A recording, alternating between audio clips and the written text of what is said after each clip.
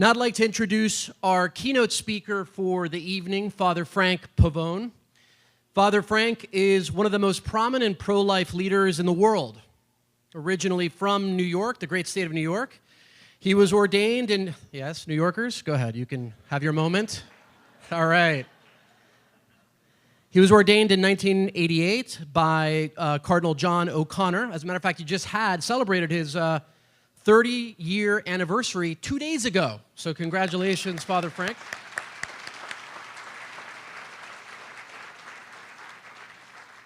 Since 1993, Father has served full-time in pro-life leadership with his bishop's permission. He's the National Director of Priests for Life, the largest pro-life ministry in the Catholic Church. He's also the president of the National Pro-Life Religious Council and the Ministry of Healing, and the National Pastoral Director of the Silent No More Awareness Campaign and of Rachel's Vineyard, which is a phenomenal organization, the world's largest ministry for healing after abortion. Such an important part of this process that we seldom focus on. He travels throughout the country to an average of 4 states every week. We were just over there at our table having dinner, and he was recounting just this last week's travel. He's been to, I think, 2 or 3 states, huh, Father? So he definitely is a world traveler. And he preaches and teaches against abortion, producing programs regularly for religious and secular radio and television networks. He was asked by Mother Teresa to speak in India on life issues and has addressed the pro-life caucus of the United States House of Representatives. The Vatican appointed him to the Pontifical Academy for Life and to the Pontifical Council for the Family, which coordinates the pro-life activities of the Catholic Church. Father Frank was invited by members of Congress to preach at the prayer service they had in the Capitol just prior to the vote on healthcare reform. He received the Proudly Pro-Life Award by the National Right to Life Committee and numerous other pro-life awards and honorary doctorates. He's the author of 4 books: Ending Abortion, Not Just Fighting It, Pro-Life Reflections for Every Day, Abolishing Abortion, and Proclaiming the Message of Life. Norma McCorvey, who is the Jane Roe of the Supreme Court's Roe v. Wade abortion decision, called Father Frank the catalyst that brought me into the Catholic Church. Please join me in welcoming our speaker, Father Frank Pavone.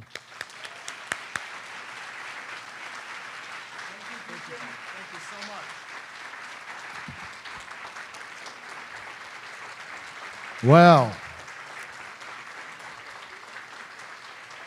thank you.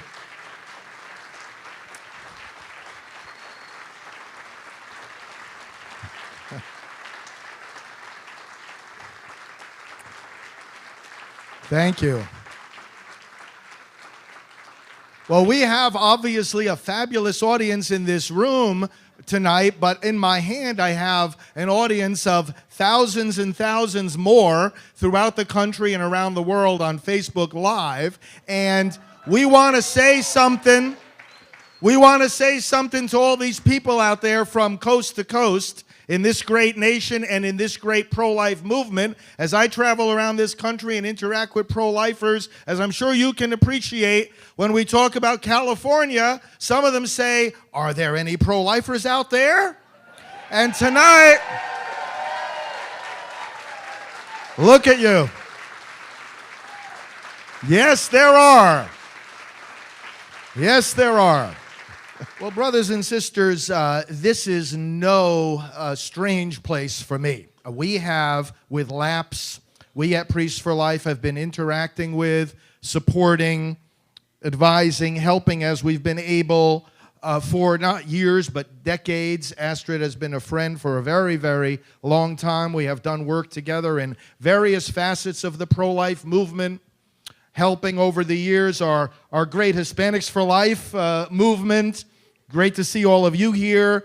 The work we've done together at EWTN and many other venues. So this is like coming home for me. And not only in my relationship with Astrid and her team and LAPS, but also with the Archdiocese here of Los Angeles. From my very, very earliest days leading Priests for Life, I started 25 years ago in this particular position. The Archdiocese of Los Angeles has always been a strong supporter of our efforts, and I've come out here countless times, whether to speak to the priests or to the parish representatives, pro-life representatives of the parishes. We've had numerous training days and days of recollection and pro-life prayer vigils and preaching in parishes. So I really do feel very much at home here, and I want to thank all of you. Some of you have known for many years, who have been involved in this great movement and who are committed to be involved in it as long as it takes. Because we're not just here to witness against abortion. We're not just here to speak against abortion. We're not just here to reduce the numbers of abortions. We are here and we are in this movement for one ultimate purpose, and that is to end abortion.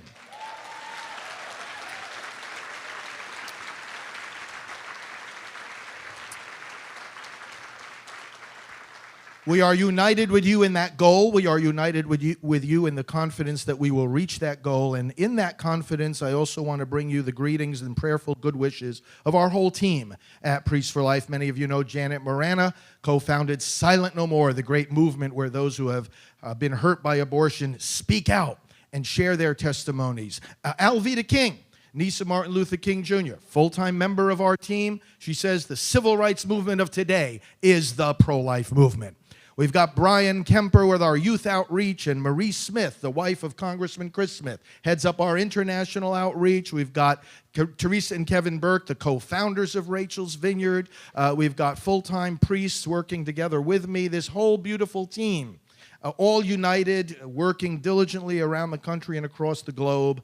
They send you their best greetings and warm wishes. They know I'm here tonight, and we are all with you, brothers and sisters, not just tonight, but joining hands and hearts and resources with you throughout the year to grow this outreach, this lapse outreach, surrounded, as Astrid reminded you, by so many killing centers. Really, you're right in the heart of this battle, and in the educational work that is done. I can tell you, I know this work of lapse intimately, and I can tell you, brothers and sisters, if you've been supporting it, or if you are considering supporting it or increasing your support, I can tell you this.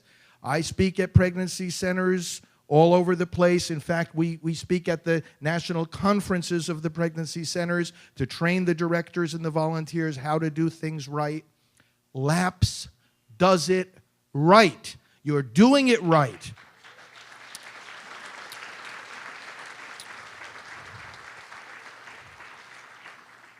I want to share with you, my friends, that what the heart of the pregnancy center movement is, because it is a movement. There are thousands of pregnancy centers across the country. By the way, they outnumber the abortion facilities now 5-1.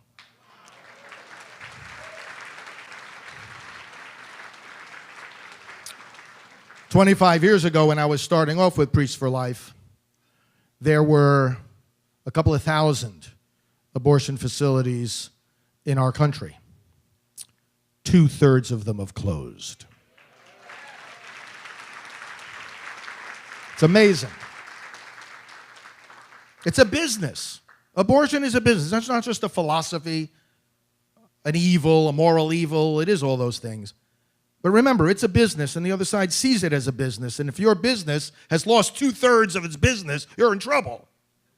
The abortion industry is in trouble. The days of abortion in this country are numbered, and it is largely because of the growth of the pregnancy center movement. And the heart of that movement, I want to just trace it for you a little bit, because the heart of what goes on at LAPS and the other pregnancy centers is, in fact, the heart of the entire pro-life movement. And one of the moms whose beautiful testimonies we watched together said it perfectly. They gave me hope. It is with hope that a person is able to say yes to life. What drives a person to reject life, to schedule an appointment to kill that life, is not freedom of choice. It's despair. The term freedom of choice is contrary to fact. Women don't get abortions because of freedom of choice. They get them because they feel they have no freedom and no choice. They are in despair. The mission of the pro-life movement, the heart of the pregnancy center movement, is to replace despair with hope. And when we can do that, we give the people the strength to say yes to life. The heart of the movement also is love. Now, love is one of the most misused, abused, and confused words in the English language. But very simply, we can say this. Love means I sacrifice myself for the good of the other person. Abortion is just the opposite. Abortion says I sacrifice the other person for the good of myself. This is a movement of love. And it's not just that the pregnancy centers are a movement of love. What I'm saying to you is that the heart of the pregnancy centers is the heart of the entire pro-life movement. So the legislative activity, the hard work that so many of us just engaged in with this midterm election, electing pro-life candidates, that's a work of love. Educating, this is a work of love. Protesting and praying out in front of the abortion facility, this is a work of love too. It's not just one aspect of the pro-life movement that's motivated by love. The whole movement is a movement of love. I was privileged to know and talk with frequently Mother Teresa. And when we started Priests for Life, she was very, very excited about this movement. And we talked a lot about the strategy of ending abortion. And I went to see her for a number of days in Calcutta. It was just a few months after she spoke in Washington, D.C. at the National Prayer Breakfast in 1994. You remember that speech? She was, the Clintons and the Gores were sitting there. They were the only 4 people in the room that didn't stand up and applaud when she said that abortion is the murder by the mother herself, and that if we say that a mother can kill her own child, how can we tell other people not to kill each other? And everybody stood up and applauded, except the 4 of them who nervously took their water glasses and took a little drink and hoped that the moment would pass quickly, you know. And I said to Mother Teresa, you know, Mother Teresa, many people in America loved that speech. You know what she said to me? What about the rest of them? And she said, excuse me one moment. She went in the back. She came out with a typewritten copy of the speech. I don't know if it was the very one she had there at the podium, but she gave it to me. And she said, spread this to the rest of them. I want them all to know my words. And so we've been proclaiming those words ever since. But you know what she also said in that speech? Here's how we end abortion. Teaching the mother how to love. And that love means you sacrifice your own plans, your own time, your own preferences for the sake of the other. Again, love, I sacrifice myself for the good of the other. Abortion, I sacrifice the other for the good of myself. And it doesn't even end up being the good of yourself. It ends up being the destruction of yourself.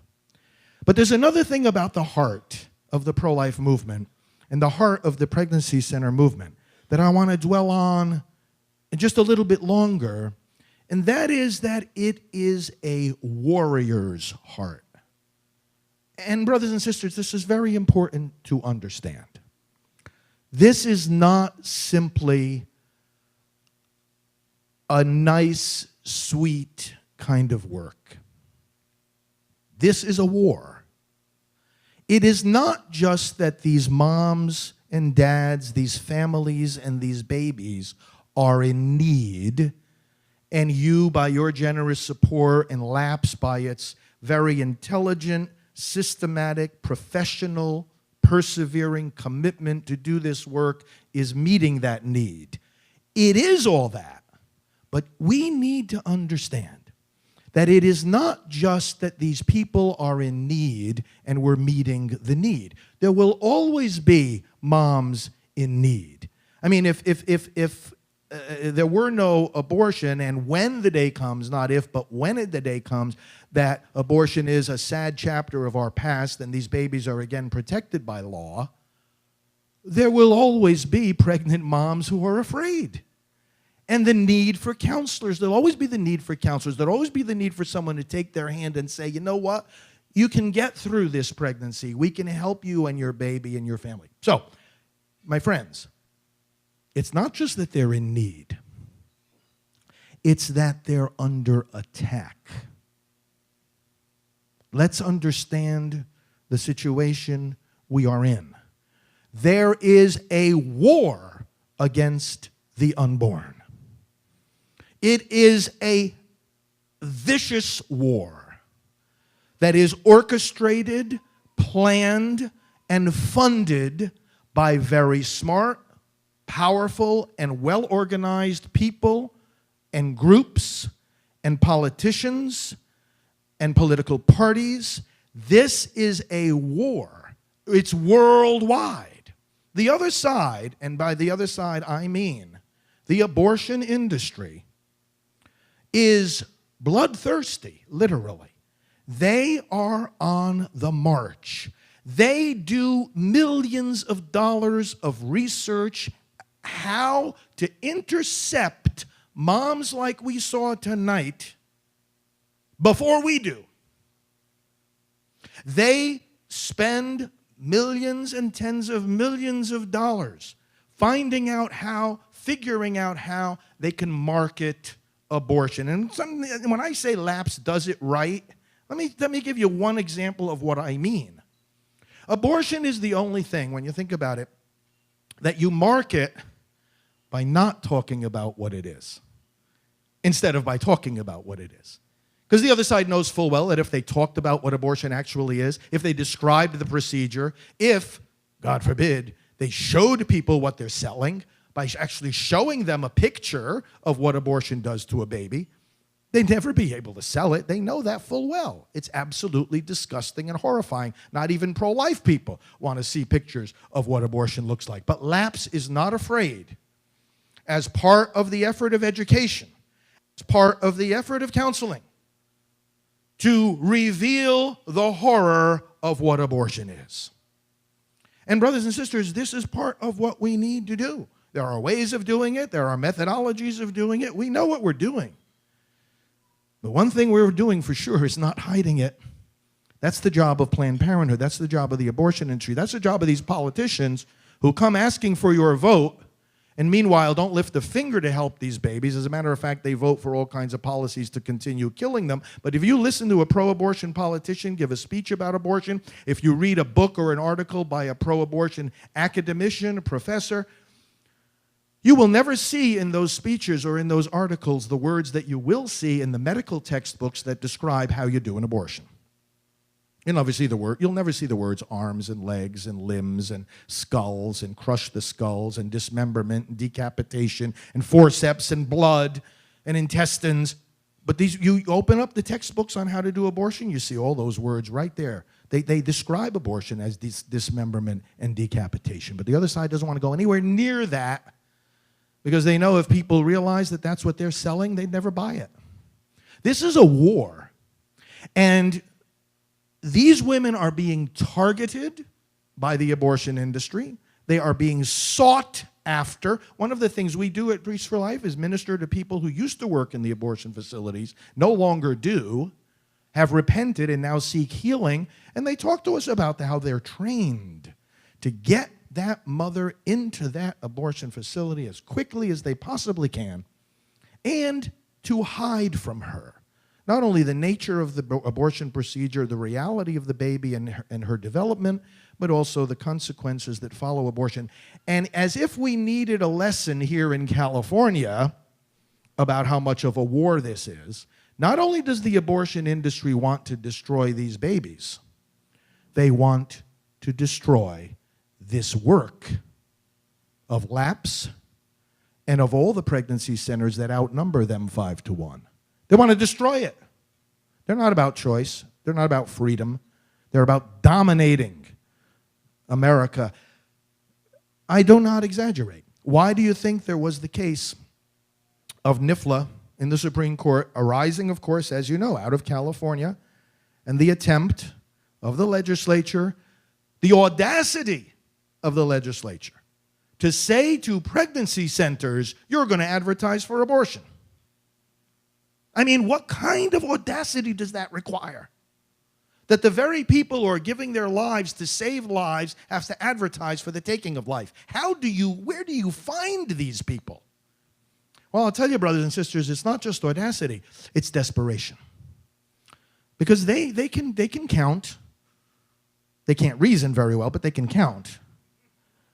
and they see the abortion clinics closing, and they see the numbers going down, and they see the dollars going down, and they say, well, we've got to stay in business. So hey, let's try to ride on the backs of the pro-life people.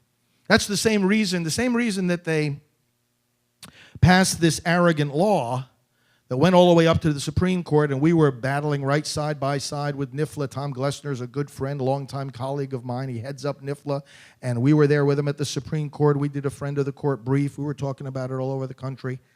It's desperation by the abortion movement, and it's the same reason why they tried to force Priests for Life, together with the Little Sisters of the Poor and practically every employer in America, to include in the health insurance plans we offer our employees the provision of abortion.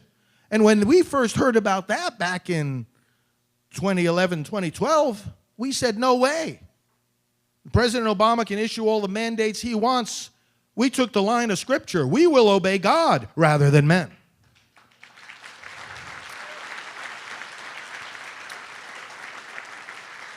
And so we, together with many other groups, took that case all the way to the Supreme Court. And the Supreme Court looked at everything and they said, you know what, there is a way to work this out. There is a way for the government to achieve its objectives without taking away the religious freedom of these plaintiffs. And basically the court kicked it back to the government and to the plaintiffs, and they said, work it out. Be adults and work it out. There's a way to do it. The Obama administration, in subsequent conversations we had with them and with our attorneys, didn't want to work it out. And then God sent a man named Donald Trump, and we worked it out.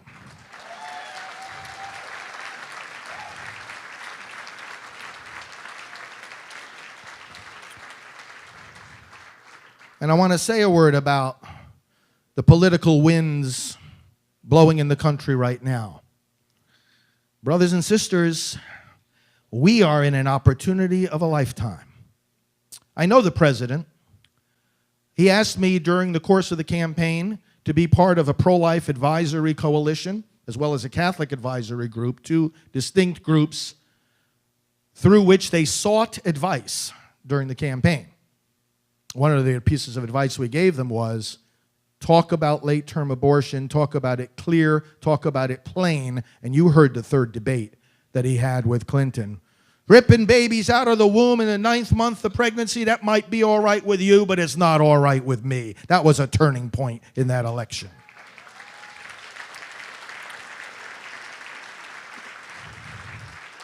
And I was told back then, if this man is elected, he will do everything that past pro-life presidents have done and more.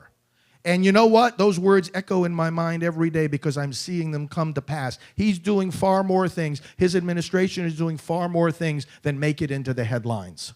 But if you dig into this, you connect with groups like ours, you connect with the White House website itself directly, hear it from the horse's mouth. You will see practically on a daily basis work that is being done, a lot of it behind the scenes, to secure and to advance and to protect this cause of defending life, and more than any other past administration has done. He didn't only reinstate the Mexico City policy, he expanded it so that instead of holding back about $500 million from the international abortion industry, he held back $8.8 billion from them. It's unbelievable.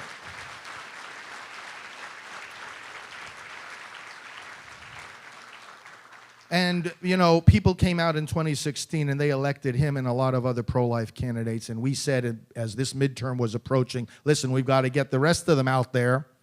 We've got to get them back out there and vote again. This is like part 2 of the vote, because he's not going to be able to accomplish the things people were motivated to elect him to accomplish back 2 years ago if he doesn't have a Congress that's able to send him the kind of bills that he is ready to sign. Like the complete defunding of Planned Parenthood. He has defunded Planned Parenthood partially, but the complete defunding, it requires a pro-life House and a stronger pro-life Senate than we have had in the last 2 years. But you know, there's something else going on. We know what happened with the House. But brothers and sisters, you don't need the House of Representatives to confirm good judges to our federal courts.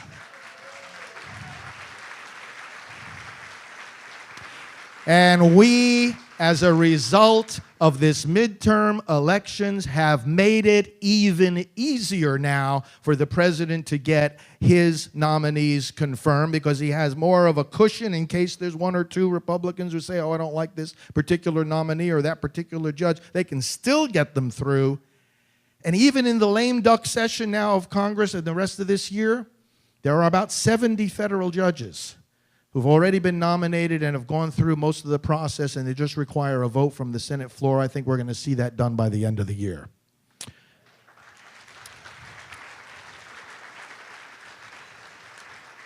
And then in the next 2 years, he's going to continue to transform the federal judiciary. I'm telling you, this is going to be the longest lasting legacy, the biggest victory of this election that we just had. These judges are going to be sitting on our federal courts not for years, but for decades. And they are pro-life. And my friends, I'm saying this to you fully aware that we are here to support the work of pregnancy services. We are here to support LAPS because the two are connected. The other side is at war with us. They want to close down LAPS. They don't just want that those mothers who come here have the option of abortion if they want it. That's not what this is about. They want to shut this work down. And when they want to shut down the work of the pro-life movement, they don't go to the legislature. Not even in California, most of the time. They go to the courts. They go to find their liberal judges, their friends in the federal courts. That's how they get their work, their dirty work done. And even the Ninth Circuit is under the president and the U.S. Senate to confirm and to nominate and confirm judges. He is transforming the entire judiciary coast to coast. We're going to see that happen in the next 2 years. We're going to see it happen for a long time to come. So, brothers and sisters, finally, the heart of this movement, replacing despair with hope, advancing and teaching the true meaning of love, having a warrior's heart to realize there is no place to fight for life where you can do so in a calm and passive way and think that everything is going to be nice. It's always a war. This is the movement pro-life with a very specific meaning. And this point that I want to conclude with here is so crucial for us to be able to win and to do everything God has called us to do. You know, the devil does not tempt good people to do evil things. He's not going to put in your mind when you leave here tonight to steal some car that's parked along the street. It'd be a waste of the devil's time and energy to put that idea into your head, because you're going to laugh it off. You know, he's not going to put in your mind the idea that he's not going to try to tempt you to rob a bank tomorrow, you know. No, you know what? You know what he does with good people? The devil tempts good people to do good things. So many different good things that they miss the necessary things. And they miss the most important things. What I want to tell you tonight, there is nothing more important than getting it right on abortion. Now, nobody here is going to say that abortion is the only issue we face as a church, as a nation. Of course, we all know that. But brothers and sisters, there is nothing more foundational than this problem. There is nothing more foundational than the right to life, which abortion directly attacks. There are many, many, many, many issues. And what has happened in our movement is that the term pro-life has become too big for its own good. You know what I'm talking about. Follow this train of thought. Why is unemployment an important issue? Under our president and this Congress that's concluding now, the unemployment rates are lower than they've ever been, right? We've made some significant progress. In various different demographics, they are lower than they've ever been. And unemployment is an issue because people have a right to work. They have a right to work because they have a right to make a living. They have a right to make a living because they have a right to live. Why is solving the problem of poverty so important? Well, because people have a right to food and clothing and shelter. Why do they have a right to those things? Because they have a right to live. Terrorism, fighting terrorism, it's so important. Why? Because we have a right to be protected in our life, because we have a right to live. Brothers and sisters, some people say to me, well, immigration is just as an important issue as abortion. I said, in what universe are you living in?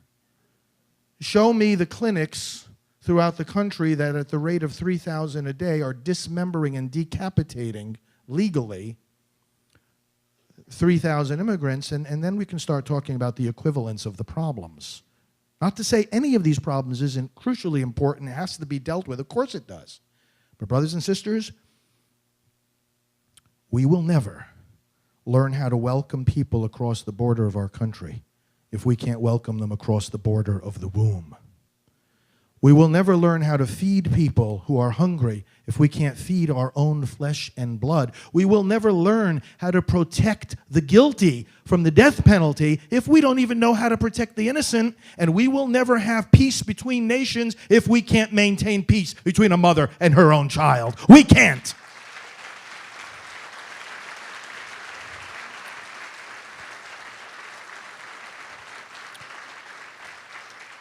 And this great movement, which is called pro-life, is not called pro-life because we're concerned about every issue under the sun.